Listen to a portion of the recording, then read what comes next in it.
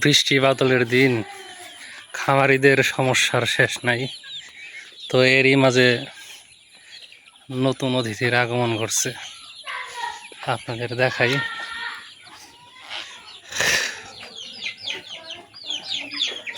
এই যে দেখেন, ঘরে খেতে দিচ্ছি ওদের। বৃষ্টি নতুন অতিথিরা এই যে দেখেন, চীনা হাঁসের বাচ্চা ফুটছে।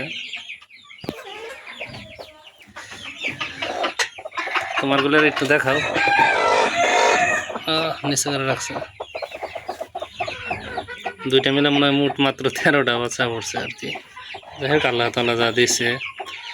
তো এখন ওদের জন্য ব্রুডার অলরেডি বানাইছি, আর একটু বাচ্চা শুকাইলে ওদেরকে ব্রুডিংয়ে নিয়ে যাবো ইনশাল্লাহ। খুব সমস্যার মধ্যে আছে আর কি। এমন একটা সময়, এখন প্রায় 1 সপ্তাহ যাবৎ এই বৃষ্টিপাত চলতেছে।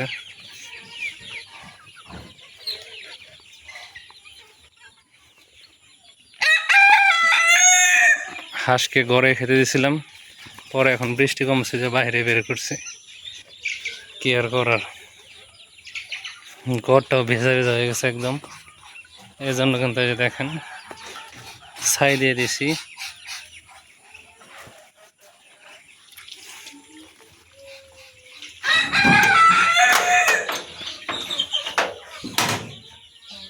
আর এখানে আছে আমার দেশি মুরগি, ওদের বয়স মনে আজকে 13 দিন।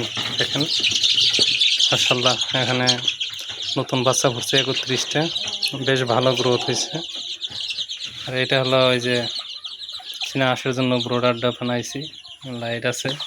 ওদেরকে নিয়ে আসবো ইনশাল্লাহ, খুব বেশি দেরি করবো না। আর কালকে থেকে ওঠা শুরু করছে, আজকে ওঠা শেষ হয়েছে। ওদেরকে মুরগি থেকে তুলে নিয়ে আসলাম, তো এখন ওদেরকে আর কি ব্রুডিংয়ে দিয়ে দিব।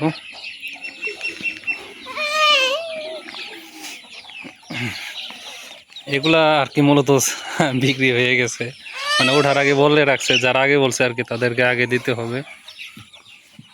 যাই হোক, ওদেরকে ব্রুডিংয়ে দিয়ে দিলাম আর কি লাইট দিয়ে। এরপর আর কি প্রথমে ওদেরকে লাইসোবিটের পানি দেব, তারপর খাবার দেব। যদিও আর কি আর একটু পরে আনলে ভালো হয়তো, আর সাথে আনলে তো আগেই নিয়ে আসলাম। যাই হোক, নিয়ে আসছি। মানে মুরগি তো দীর্ঘ সময় যাবত না খেয়ে আছে, তো ওদেরকে মোটামুটি শুকাইছে আর কি, নিয়ে আসলাম। তো এবার ব্রোডিং করব, ব্রোডিং কয়েকদিন করে তারপরে এগুলা যাদের কাছে আর কি সেল করা হয়েছে তাদেরকে দিয়ে দিব।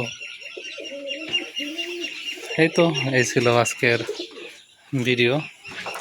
ধন্যবাদ জানাই সবাইকে যারা ভিডিওটি দেখলেন।